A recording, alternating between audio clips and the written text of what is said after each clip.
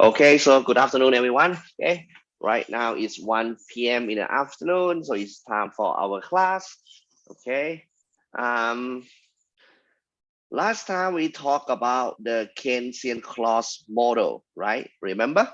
Okay, we have the Keynesian clause model. On the vertical, it's going to be TE, the total expenditure. On the horizontal, it's going to be Y as the total output and total income. You have the 45-degree curve, right? The 45-degree line. Okay, every point on the 45-degree line, total expenditure always equal to total output, or we can say that demand equal to supply, right? And then you have the line of TE, okay, total expenditure, which is equal to C plus I plus G, consumption, investment, and government spending. The point that total expenditure line intersect with 45-degree line, we call it as the equilibrium point. Okay, at the equilibrium point, demands always equal to supply. Total expenditure always equal to total output. Okay, so we can say that this model, the Keynesian clause model, is represent the output market because at the equilibrium point, demands always equal to supply. Okay. So what we're gonna learn today, okay? What we're gonna learn today is we're gonna try to connect, okay? We're gonna try to link the Keynesian clause, okay, which is represent output market, okay, to the other curve, okay, which is what we call the IS curve, okay, the IS curve. Okay, and as you remember, okay, IS curve for the word I is gonna come from investment. For the word S is gonna come from saving. Okay, so what we're gonna talk here, okay, is we're gonna talk about investment first.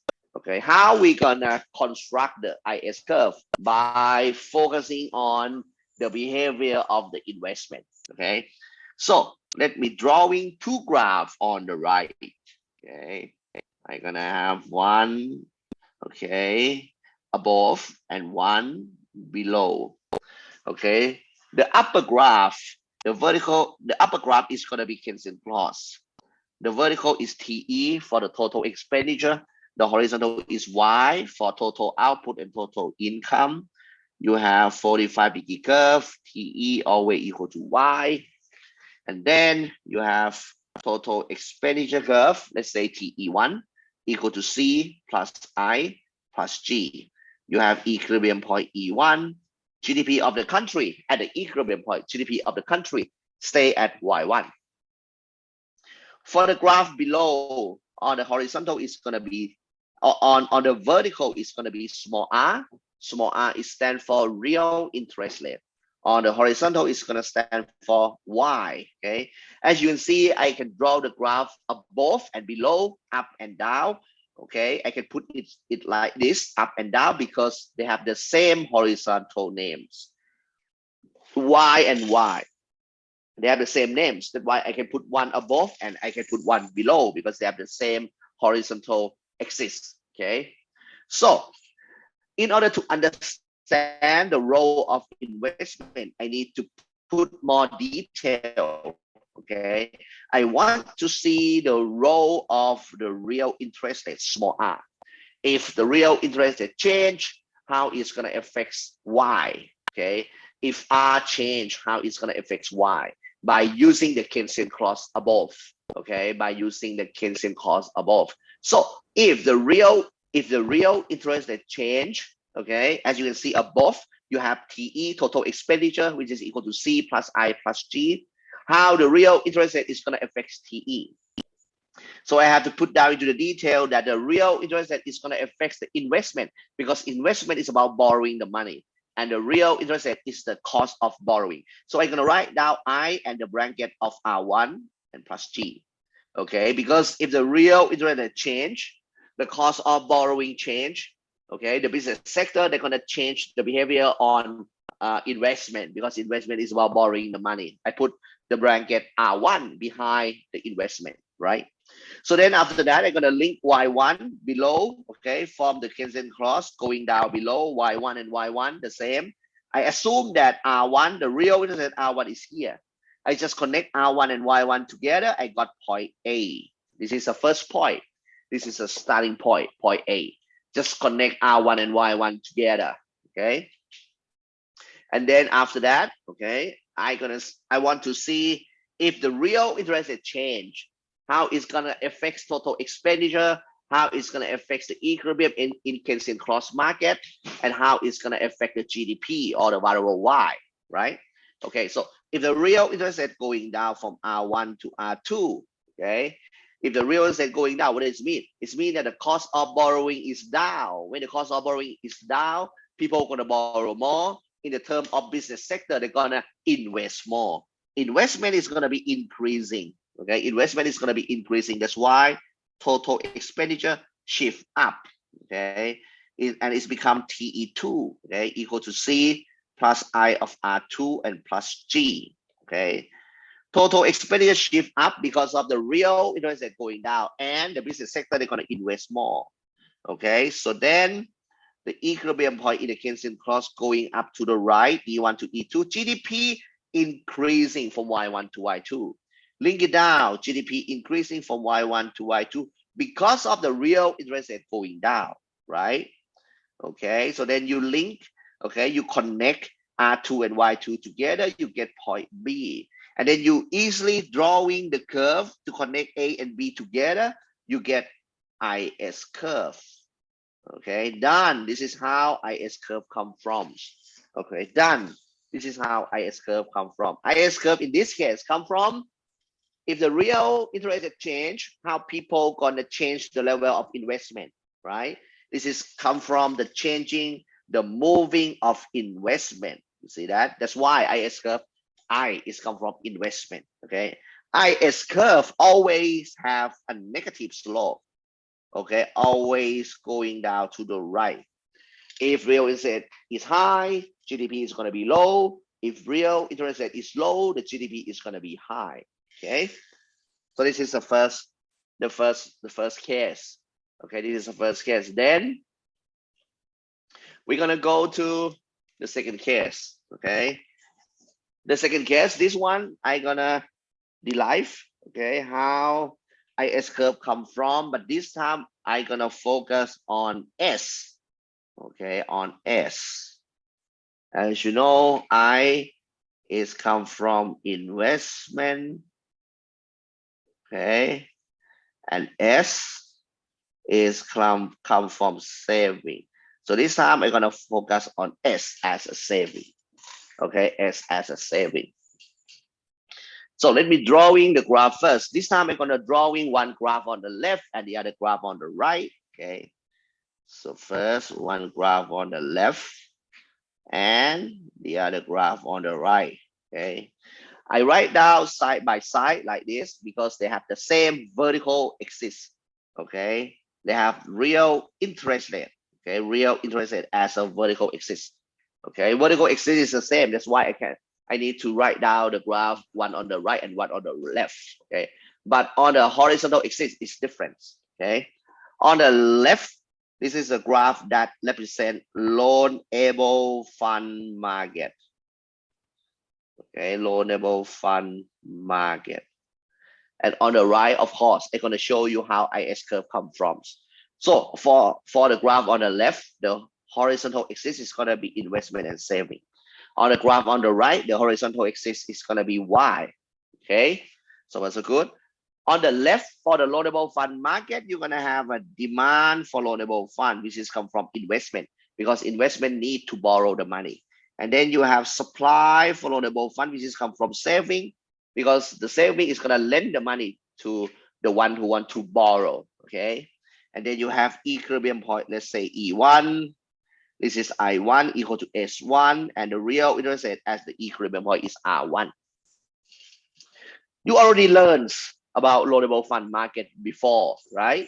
Okay, and we solved the equation together before. So you should be remember that the saving, okay, supply for loanable fund is equal to saving. Saving for the whole country come from, okay, saving for the whole country come from what? Come from public saving and private saving, right? and it's come from the equation, okay, y minus c minus g. Okay, if you already forget it, make sure that you go back and review it. Okay, let me write down as a y1. Saving the equation of the saving from y1 minus c and minus g. Okay, this time I want to see the relationship between r and y, because for the IS curve shows the relationship between r and y. Okay, right now this case I want to see the changing of y. Okay, so you can consider y as a total income in this case. Okay, consider y as a total income in this case. Okay, because saving depend on your income after paying for consumption and after the government spending the money. Okay, this is like saving for the whole country. Okay, so let's connect R1 on the left to the right. Okay, R1, okay, connect to the right. This is R1, and R1, if Y1 is here, for example, I have Y1, I have R1, I can point down, I got point A.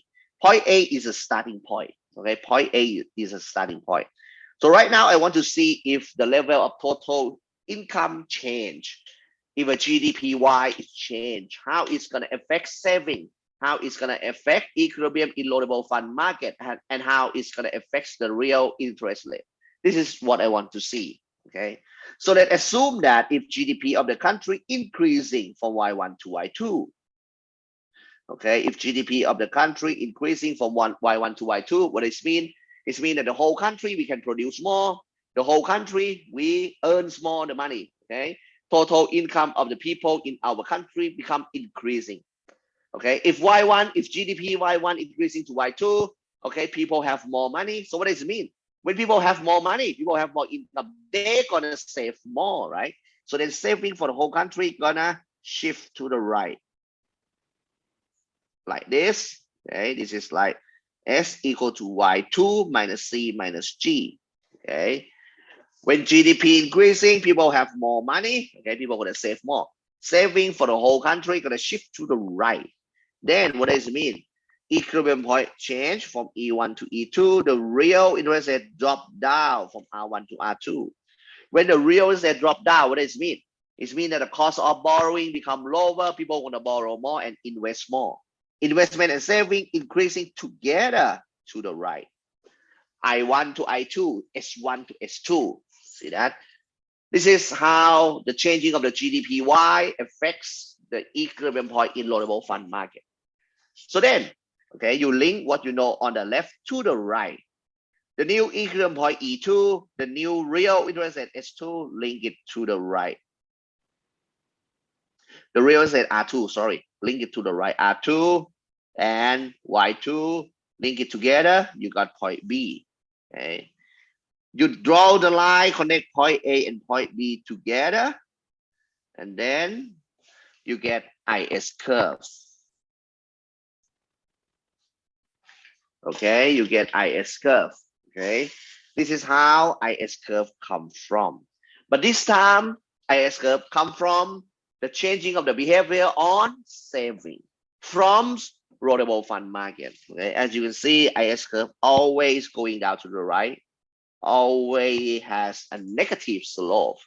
Okay, always. Okay, so compare between this one and the previous one. Okay, for the previous one, you can see that point A and point B on the IS curve come from equilibrium point in Keynesian cross. Okay, so it means that point A and point B represent equilibrium in output market. Okay, because Keynesian cross represent output market. Okay, so every point on IS curve represent equilibrium in output market. For this case, point A and point B come from equilibrium point E1 and E2 from loadable fund market. Okay, so as a conclusion, what I can say is, okay, for the conclusion is IS curve. Okay, for the IS curve, okay, every point, okay, every point on IS curve, okay, represent, okay, represent equilibrium represent equilibrium, okay, in, okay, number one, output market. Or this is showing by Keynesian cross model, okay. And number two is represent equilibrium in loanable fund market. Okay. For the output market, is represented by the behavior on investment. When the real interest rate change, how it affect investment. Okay. When they represent equilibrium in loanable fund market is, okay, by focusing on the changing of behavior on saving. If a GDP change, if a total income change, how the saving gonna change. Okay. So that's why they call IS curve. I from investment and S come from saving. And it's represent equilibrium in two market, output market and loanable fund market. Okay. So far so good. Okay. Any question here? Okay. Next one. Okay. Next one. We're gonna talk about how to shift. Okay. How to shift the IS curve. Okay. How to shift the IS curve.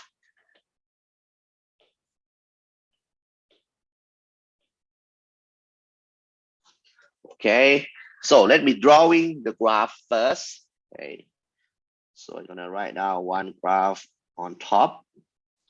This is TE, O, and Y. I have 45-degree curve. TE equal to Y.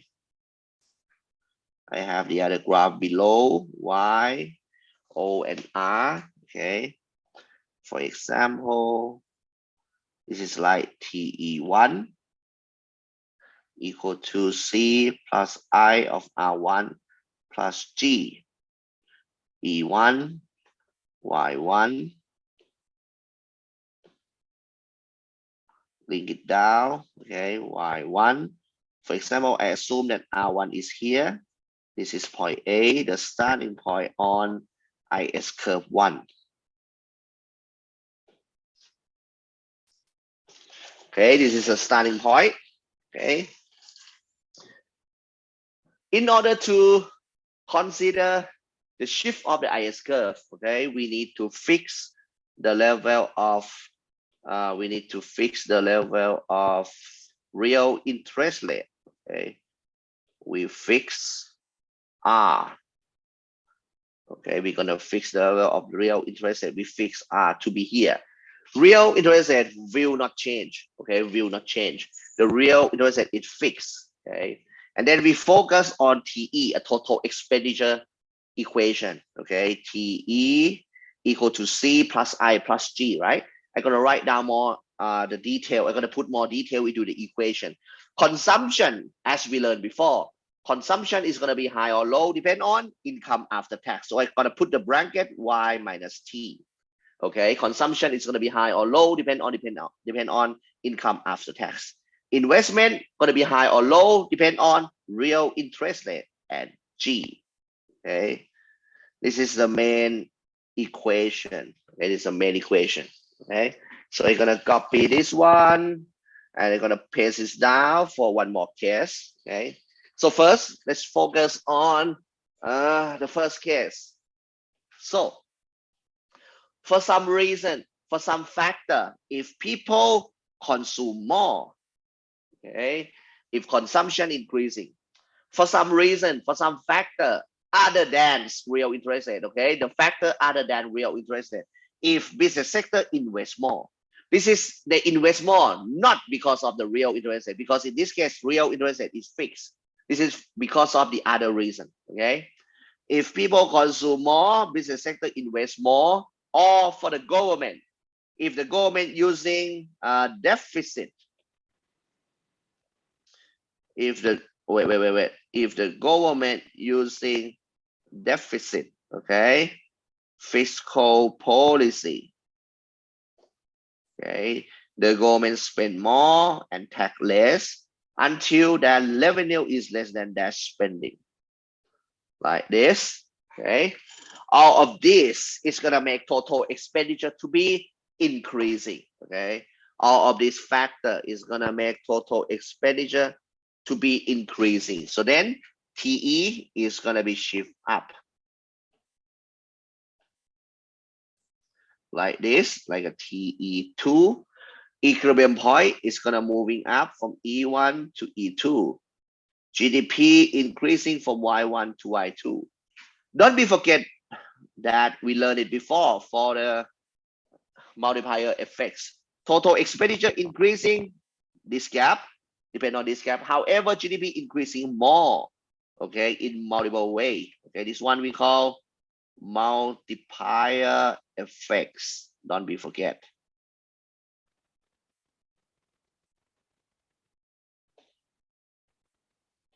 Okay, multiplier effects. Okay, then you link it down. GDP increasing from Y1 to Y2. Okay, the gaps is the same. The gap is going to be large or small, depend on multiplier effects. In this case, we fix the value of the real interest rate. Okay, so it seems like it's moving from point A to point B. Okay, so it's like IS curve shift to the right from IS1 to IS2. Okay, it's like IS curve shift to the right like this. Okay, so this is the first case. Okay, if total expenditure increasing, maybe come from consumption, maybe come from investment, maybe come from fiscal policy. Okay, total expenditure increasing, IS curve is going to shift to the right. On the opposite way, for some reason, if people consume less, if the business sector invests less, okay, they invest less because of some reason. Okay, it's not because of the real interest rate, because in this case we fix the real interest rate. Okay, and maybe because of the government using surplus, okay, of the fiscal policy, the government spend less and tax more, okay, until their revenue is less than their spending. Oh, wait, no. Until their revenue is greater than their spending. Okay, so it's gonna be opposite, okay, to the previous case. By this reason, okay, it means that total expenditure gonna going down. Okay, so it means that TE curve gonna shift down like this. Is TE2, equilibrium point moving down to the left, E2, GDP decreasing.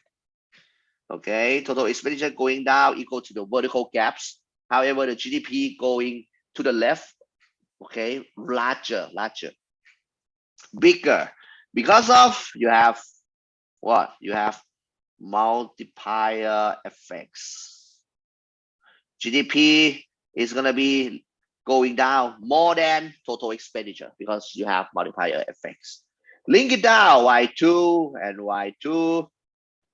The gaps is the same, depend on multiplier effects. Okay, since we fixed the level of real interest rate, so in this case, it's like IS curve shift to the left from A to B. Okay, from A to B. So what does it mean that if for some reason, if total expenditure going down, IS curve is gonna shift to the left. Okay, so far so good. So we have two cases. Okay, IS curve shift to the right and IS curve shift to the left. Conclusion. Okay, the government. Okay, the government have a big role over here. Okay, because the government can use fiscal policy, okay, about controlling G and T, and it can affect IS curve. Okay, the government has ability to affect the IS curve. Okay, for example, if the government using budget deficit or deficit fiscal policy, okay, increasing their spending, reducing tax until the revenue is less than their spending. If they're doing like this, IS curve is going to shift to the right. Okay, this is conclusion. On the other hand, if the government using budget surplus or surplus fiscal policy, by spend less and tax more until the revenue is greater than their spending, Okay, doing like this is can affect IS to shift to the left. Okay, so far so good. So this is conclusion. Okay, conclusion about the role of government and the IS curve. Okay. Okay, so today is done. Okay, today I introduce you the IS curve, everything about IS curve. So today is done. Before we go, I give you homework 8. I want you to watch 3 YouTube. Number 1, number 2, and number 3.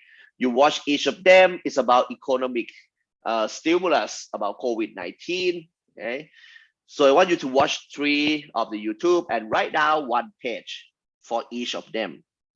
Okay, 1 page, 1 page, and 1 page.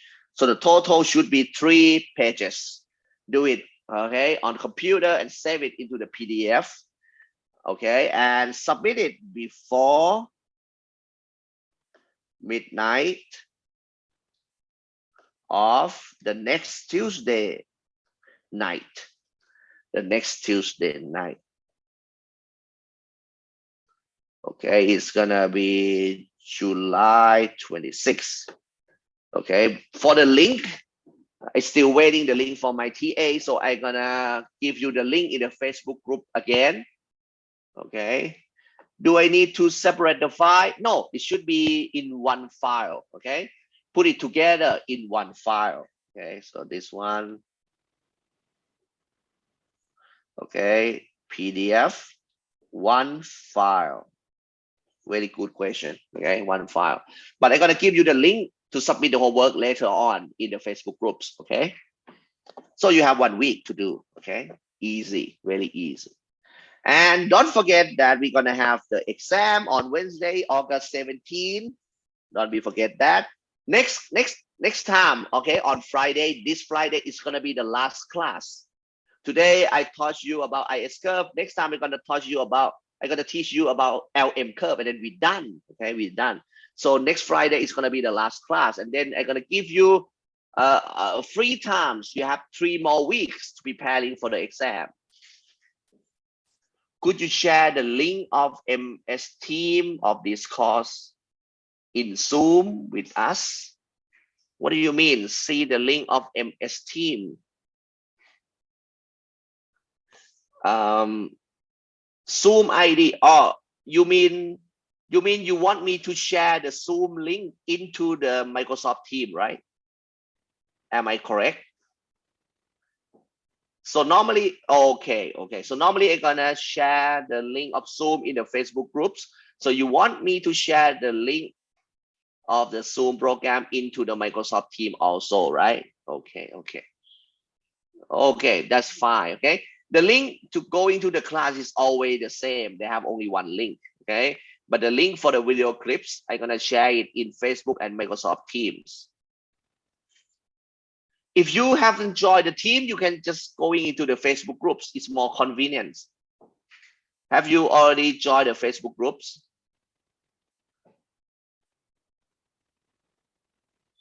Because yeah, it's better. If you didn't join the Microsoft Team, you just join the Facebook group, it's fine. Because normally, yeah, this is a Zoom ID. Is that right? Wait, let me check. Wait a minute, let me check. Zoom ID. Yeah, I think it should be 780. Is that correct? I don't know. Let me check first.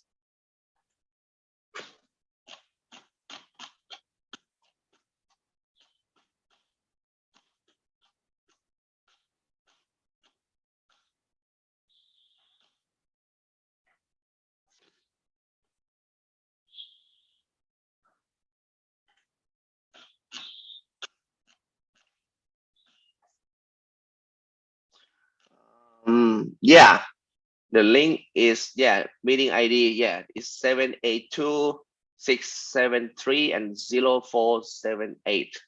Yeah, always the same. Okay, any more question? Okay, any more question? Okay, so yeah, today is gonna be done. Okay, it's gonna be done. Okay, we're gonna stop here. So do you still want me to share the link of the video clips into the Microsoft Teams, or just the Facebook is fine?